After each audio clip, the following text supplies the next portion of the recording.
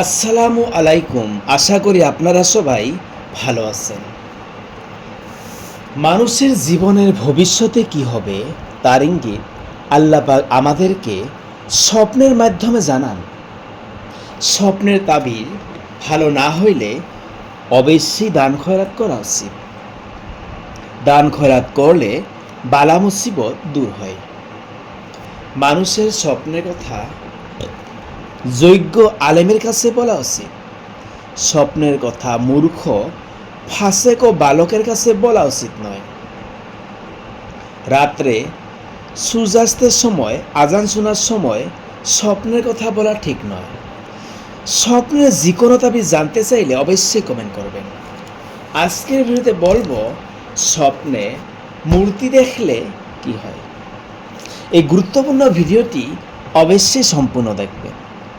স্বপ্নে মূর্তি দেখা পাপী হবার চিহ্ন।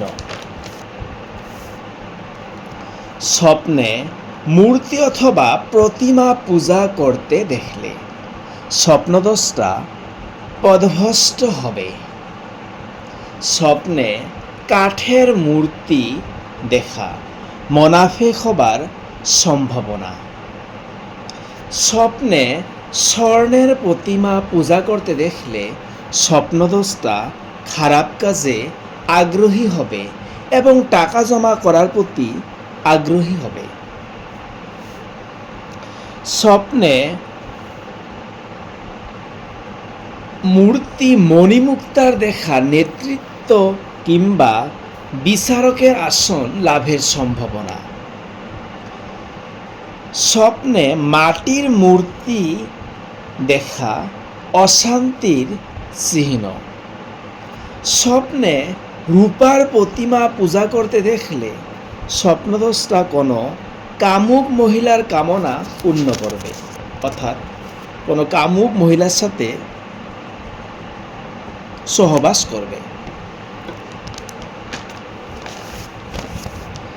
স্বপ্নে লোহা, তামা বা পিতলের প্রতিমা পূজা করতে দেখলে স্বপ্নদ্রষ্টা দুনিয়াধারী হবে। স্বপ্নে মূল্যবান ধাতুর প্রতিমা দেখলে স্বপ্নদ্রষ্টা ক্ষমতা লাভের প্রতি উৎসাহী হবে। স্বপ্নে ঘরে প্রতিমা দেখা জ্ঞান বুদ্ধিহীন হয়ে অসহায় অক্ষম হয়ে যাবে। যদি ভিডিওটি ভালো লাগে তাহলে অবশ্যই শেয়ার করবেন। ভিডিও এইখানেই। আল্লাহ হাফেজ।